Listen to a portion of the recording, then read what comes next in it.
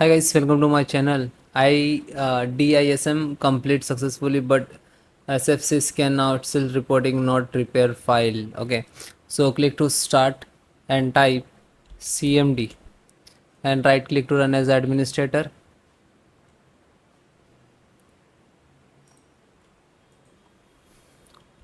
Copy all file. Okay, this is actual, and then right click and then hit enter.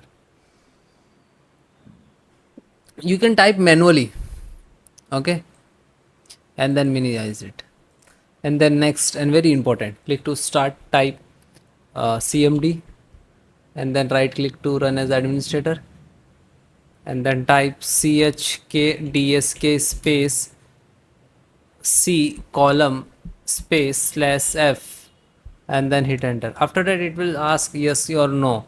So if you enter the yes and then hit enter, so after that it will start the after the restart it will repair your system corrupted system repair file, okay, via this command, and it will take 10 to 15 minute 10 to 15 5 to 10 minute for the start.